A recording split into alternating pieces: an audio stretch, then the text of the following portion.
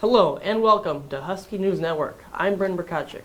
And I'm Olivia Peterson. Our top story today is all about hats. That's right, Isla. The no hat policy at Pillager High School has been in place for many years. This policy has caused controversy between students and staff in recent years.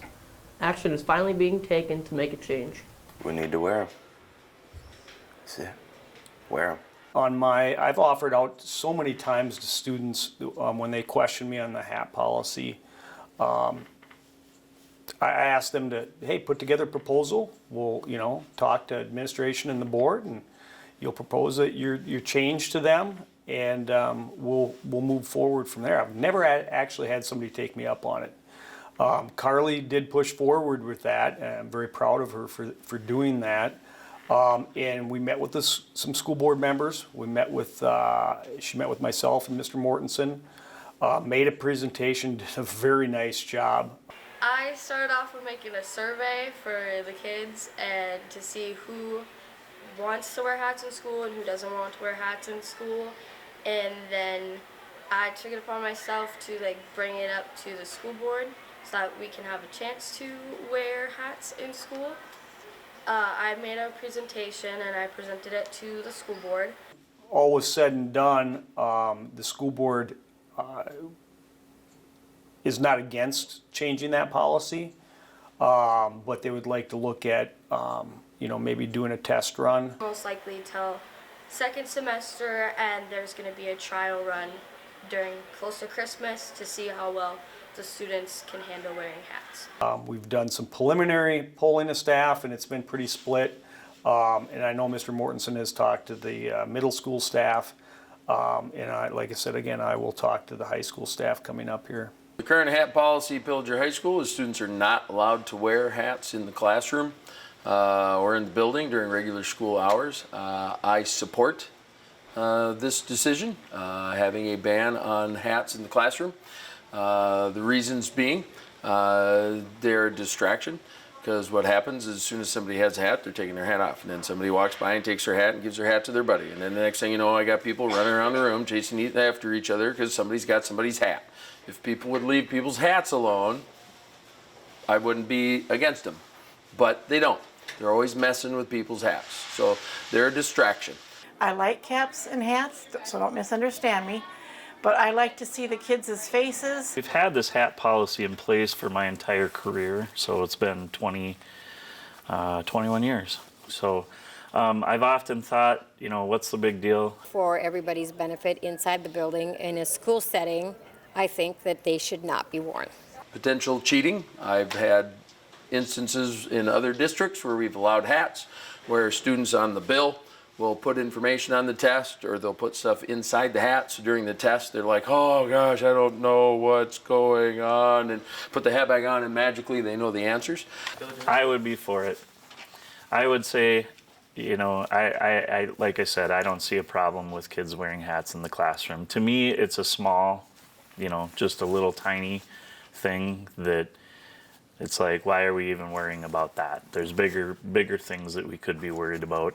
Well, I think it's really stupid. Students just want to wear hats and, wear hats. They say it's disrespectful, but I don't even understand that. You're just wearing the hat, It's only disrespectful if you're being stupid with it and stuff like that. I think we should change the policy personally, but... Well, this is certainly a conflict that won't be going away soon. It looks like we may be able to wear hats again in the near future. The current hat-wearing experiment will run at least through the end of January. The administration will reevaluate the policy at that time. In other news, there has recently been a new strain of COVID-19, the Omicron variant. So far, there has been a total of 7 cases in Minnesota. The CDC recommends getting tested if you have similar symptoms or if you just don't feel well. And of course, they recommend getting vaccinated. Currently, Pillager School is in person with masks recommended, and rapid tests are available at the nurse's office if you wish to get one. After 2 years of dodging construction equipment, the additions to Pillager School are pretty much complete. The new elementary addition was completed and opened this fall, and students and staff are enjoying the new space. Kayla Richmond tells us more. The elementary addition is getting great reviews from everyone. The space includes a new technology room and several new first grade classrooms. So the new classroom has been helpful because it's well set up. There's a lot of space for materials, and I was kind of able to put things where I wanted them and figure out a nice flow for the kids and for me. I really like it because of the rainbow table and the place where you hang your family photos. Good. Because I have new friends. Well, it's just wonderful in here with a higher ceiling and a lot of floor space. It makes it possible for us to do a variety of things when it comes to choral singing or moving around the room, getting instruments out. We have space to finally spread around. In our old music room, it was the size of a regular elementary classroom, so it was somewhat limiting on how much we could move around in there. So I absolutely love it. It's like a dream come true. First and foremost, it's provided more and better learning spaces for our students. We were already making do with the space we had, which obviously it has allowed for new sections in first grade. Our special ed rooms have been able to move closer to our elementary area rather than traveling down to the middle school, the secondary, things like that. So yeah, it's been a great addition. The new elementary addition should provide plenty of space for our growing enrollment for many years to come. Robotics Club is a new addition to Pillager High School. It is coached by Mr. Zizi and has many members. Ali Trigaseth has the story. One of the newest clubs at Pillager is our robotics team. After 3 years, the robotics team has already learned a lot. Fires their power cells up there. Thought it'd be fun. I enjoy robotics and engineering and anything that goes along with it. I also enjoy the build process, and I figured it'd be fun to join the robotics team, at least try it out, and since then I've been addicted. I do feel that if the team actually works and actually does the work that it's supposed to do, that we could get a fully functional robot for the next competition. Before the competition, that is. Full of power cells, they're shooting those up in that goal. Another important member of the robotics team is Emma Cullett, who leads as the president of the robotics team. So I started because I wanted to be in computer science, and then recently I've switched paths. I want to go into graphic design, but instead the main reason I joined robotics is because I wanted to get the programming done. What is the most stressful part of being the president? Definitely keeping everyone on task, and there's so many things at a time that you have to have in the back of your head. Like for instance, when your kickoff is, when you need to have your deadline in for having the robot done, making sure everything works, making sure that we have enough money to go, and that our robot doesn't weigh over the weight limit and stuff like that. They're coming back across the field now to score them. The robotics team will be building a new robot and putting it to the test in competition later this spring. Another relatively new addition to Pillager Schools is a Prostart program headed by Miss Wise. But as Solomon Epple reports, it's growing in popularity every year. Well, the Prostart program is a program. It's a culinary program for students in grades 9 through 12. The students will learn the basics and beyond of introduction to culinary. So we cover some things like knife skills, and then we progress to making the different sauces, the mother sauces. Our goal is to create skills and practice skills that are usable in restaurant kitchens all over. Many of our students also work in the industry as dishwashers, prep cooks, waiters, waitresses, bussers. So we also have people that are looking into furthering in development into that career. How did the program make it?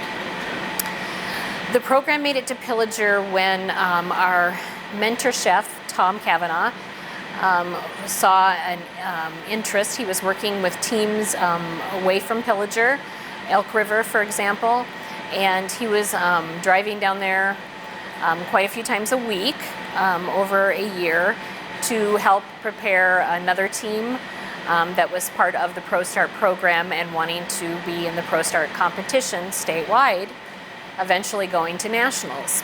So he thought it was a great program, and with us living in and the school being in the Brainerd Lakes area, which is a lot of tourism, a lot of the hospitality and restaurant industry is located here, and he thought it would be great for our students, who many will work in that industry someday in some form or another, to have an opportunity to have that as an extracurricular in Pillager schools. Class this year has already been doing knife cuts, knife skills. We've been doing some different cooking skills. We've done a fundraiser or two. We did 400 cupcakes for the middle school reward day recently. We've helped with chefs from Aviance to prepare a CTC grand opening for our new theater here at Pillager, and made sushi, learned to do all kinds of fun things. Currently, we are working with our mentor chef, Tom Kavanaugh, and we are creating menus for the state competition, which will be in the spring, in March. And this year, we are really excited to take 2 teams. So we are kind of getting started on those menus right now. And joining us now with all the Husky sports news is Josh Tilbury. Thanks, Brendan and Isla. And yes, we're going to start on the hard court, where the 2021-2022 Pillager girls basketball team is off to a solid start. The girls are excited for a full season of basketball. We recently caught up with some of the key players to get their thoughts.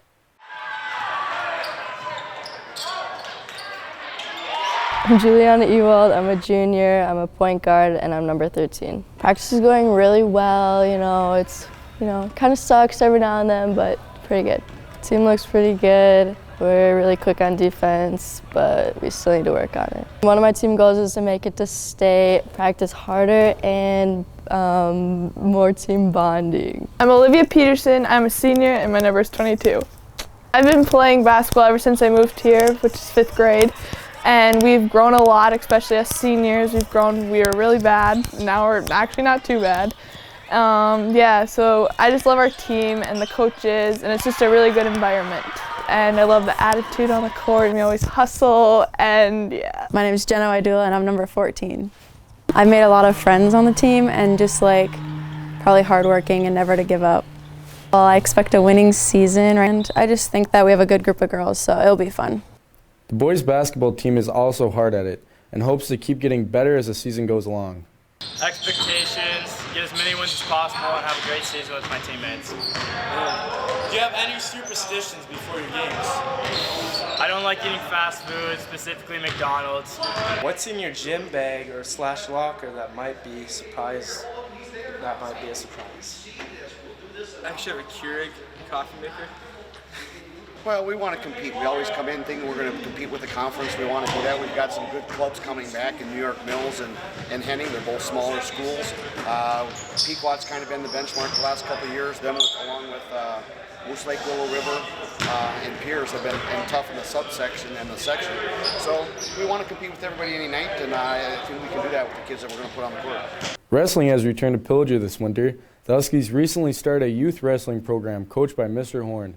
The program is open to 3rd through 6th graders and currently meet Tuesdays and Thursday evenings in the early childhood gym. That'll do it for sports. I'm Josh Tilbury. Brendan and Isla, back to you. Thanks, Josh. We look forward to cheering on the Huskies the rest of the year. Our final story tonight features another program enjoying new surroundings. Pillager Public Schools has had a lot of changes over the years, but one of the biggest changes has been the performing arts. Levi Meineke tells us more. The Fine Arts program has never been this exciting because of the new CTC Center of Performing Arts. The CTC Center has been used for many different things throughout the community and has helped bring a new class to Pillager High School called Theater Arts. It's a beautiful place to perform, and I don't think we've realized all the implications of how that's going to affect things for us yet. We've only had really one performance in the space. Everything about them is better. Although we're still working on the lighting, I have things I need to learn about it still, so many things, but we have a much better acoustic, we have a much more comfortable place for the audience to be seated. You can see better, you can hear better. The theater that we just haven't had in the past, so from lighting, we now have truly professional lighting system in there. It's all digital, programmable, so we can adjust colors, do special effects, lighting, and so on. So it gives us the entire gamut to be able to light production, professionally, really. And kids can learn about the different ways to light something to create mood and so on. And those are things we just couldn't do in the past. And then audio-wise, the whole new sound system in there that allows us to not only hear the actors much better than we have in the past. Pillager, Minnesota! The Fine Arts has never been more exciting at Pillager High School. This is Levi Mungie at Husky News. Thank you, Levi. The new CTC Center is really an awesome place. Yes, and auditions are just around the corner for this year's high school musical, Beauty and the Beast. We look forward to the show in April. That's all the time we have right now.